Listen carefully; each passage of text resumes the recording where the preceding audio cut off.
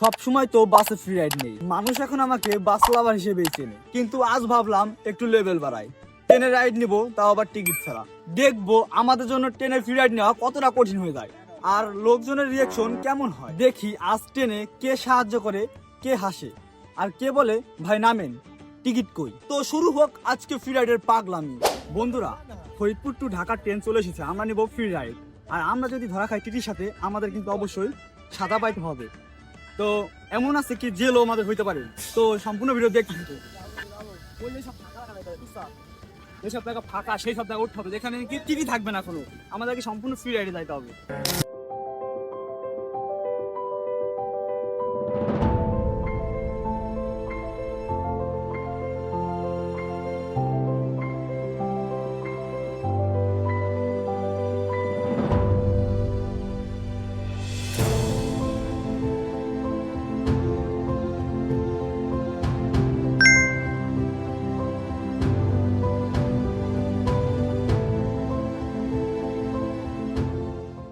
আমরা ট্রেনে উঠে পড়েছি, এখন আমাদের কোনো প্রবলেম হয় নাই।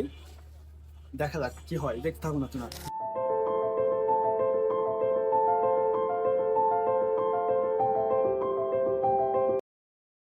বন্ধুরা, আমাদের আশেপাশে এখনো কোনো টিটি আসে না। আমরা সেভাবে প্রস্তুতি নিয়ে উঠছি যাতে আমরা টিটির সাথে ধরা না খাই আর সম্পূর্ণ ফ্রি রাইডে ঢাকা যাইতে পারি।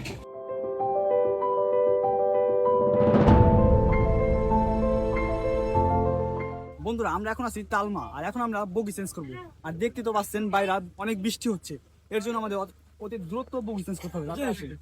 বন্ধু কি করে, দেখো বন্ধু কি করে।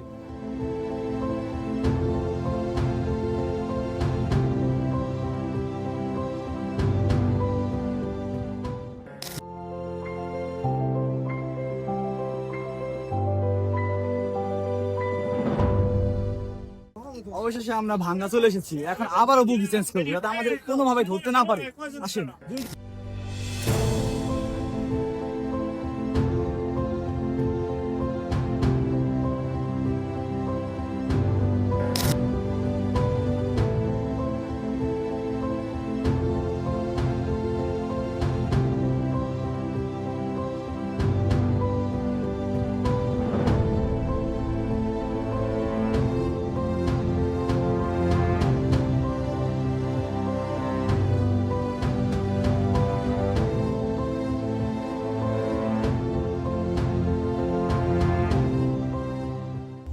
আমরা পদ্মা সেতু পার হয়ে চলে এসেছি মাওয়া, আর এখান থেকে আমরা যাবো সরাসরি ঢাকা।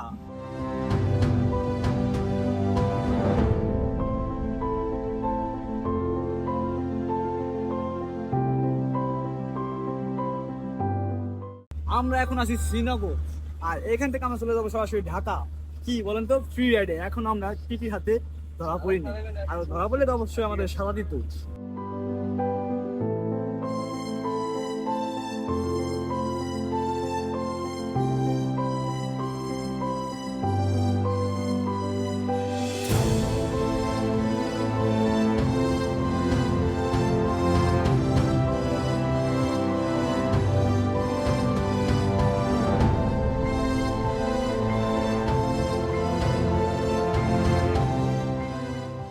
আমরা ফরিদপুর রেল স্টেশন থেকে ঢাকা কমলাপুর রেল স্টেশন পর্যন্ত চলে এসেছি, তাও আবার সম্পূর্ণ ফ্রি রাইড।